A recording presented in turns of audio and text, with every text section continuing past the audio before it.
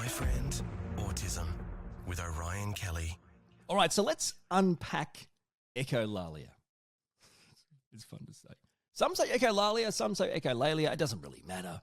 It's the same thing. Echolalia is the repetition of sounds, words, or phrases heard by someone. This is about the repetition of sounds, words, and phrases heard by someone. Okay, so I'm repeating things I've heard.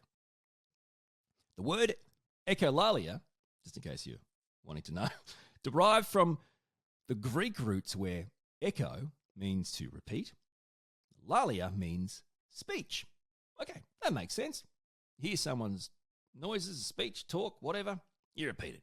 Now, echolalia is absolutely not exclusive to autistic people. Many other people use it, including those with Tourette's. They use echolalia, among many others.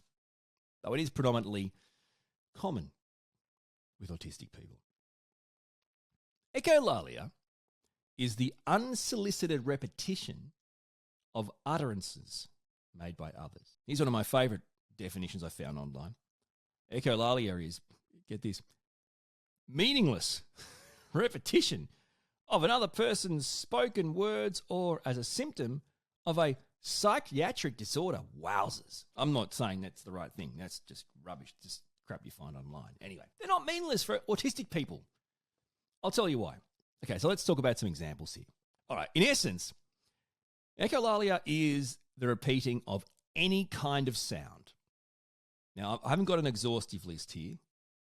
Every autistic person is different. You understand that. We all have an individual autistic brain. We all have individual challenges and strengths. We're all different. So these are just some general examples of how echolalia can present. All right, so let's start off with the obvious. Repeating your own words, sentences, thoughts, wants. So you've heard yourself, you've heard something, right, and you're repeating it. Repeating the words of others. Okay, so this is an obvious one. You might be in a situation, this happens to me from time to time, where, whether it's my son or myself, may repetitively repeat some words or sentences we've heard someone say to us. It might even be my wife, his mum. Okay. Now, automatically the reaction for a neurotypical person is, why are you mocking me? What's your problem? And of course, we're not. We're not. Okay, maybe it's mocking to you, to us. It's processing. Right? So you've said something, and you might play it over in your head when someone says something to you. Some autistic people will say it out loud as a form of processing, as a form of understanding and conveying and crafting a response potentially. Another example, repeating the words of anyone in your head like a loop. Someone says something, it could be just completely arbitrary, it could be meaningless, it could be important.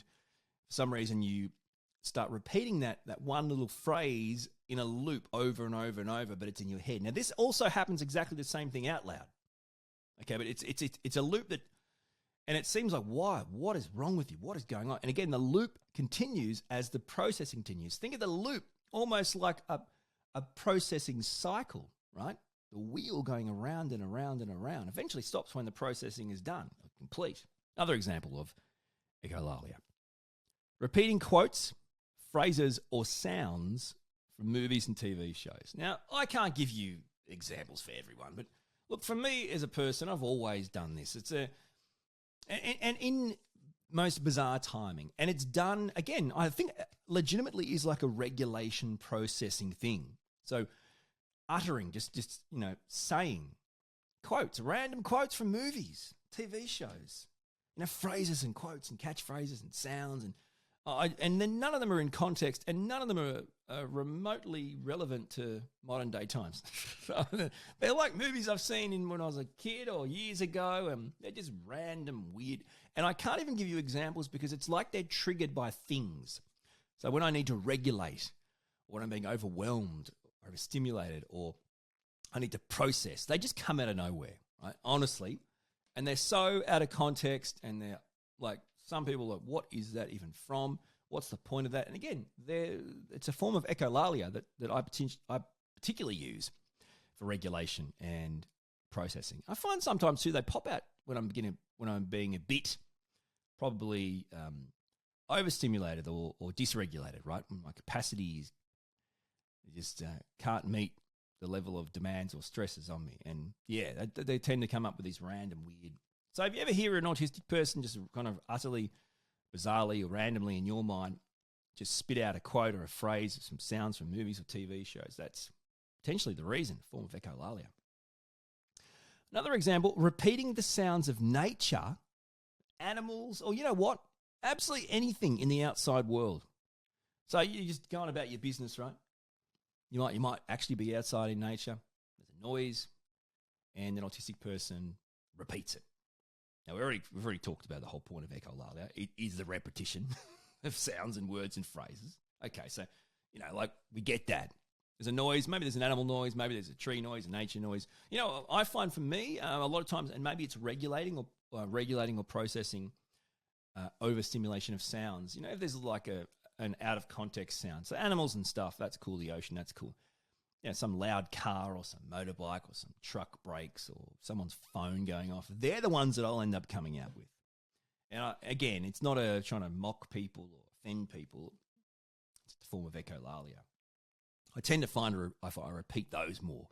And when you're in the outside world and someone's phone rings, a lot of times it's like, it might be agitating or whatever, and I tend to I'll legit do it. And again, it can come across in a mocking way. It's not. But it's just I don't even know how to explain it in more ways than it's obviously a form of echolalia and you're repeating it. But it's a therapeutic way. But it's also it's like a release. So yeah, my wife's mobile phone, let's say it rings. Sometimes out of nowhere, as soon as it starts ringing, I will literally repeat it, or I will be it as well at the same time. I'll make the same noise. And there's something about mobile phones ringing I find really stupid. I really do. I mean, usually mobile phones are on your person or close to you. Do you need them on ring? Unless it's like an emergency, I don't really get it. My mobile phone's never on ring. It's on silent at all times. When people call me or text me, I know. And most people these days have their phone connected to like their watch and seven different devices. I mean, seriously. I don't know. Do we need them on ring? It's bloody annoying. Anyway, how important is it? How about this one? Singing often the same line of a song, all the same songs. Another form of echolalia. Okay, so this is a big thing too, certainly with my son, my autistic son. Let's say there's a song he loves. He won't sing the whole song for the most part. He'll sing like one line. Just one random line from the song, but it's like a broken record to some, but that's a form of echolalia. So he's not doing it for no reason. Again, it's like a therapeutic or I don't know what else you want to call it, a soothing kind of action, processing action. Singing the same line from a song over and over and over. There was a phase with the Old Town Road song. Oh, man. And it was just the one line. Yep, that was a good phase. And I have the same thing. I mean, and they are just the most bizarre songs. I don't know why they get stuck in my head from years ago, but they do. And and my wife looks at me like, what are you singing? Due to copyright reasons, I can't provide any examples. Here's another one. Well, apart from singing, how about making other types of noises, right? Beatboxing is one my autistic son does. He'll just out of nowhere start beatboxing or making a beat, right? Just making a beat with his mouth. Clearing your throat, humming.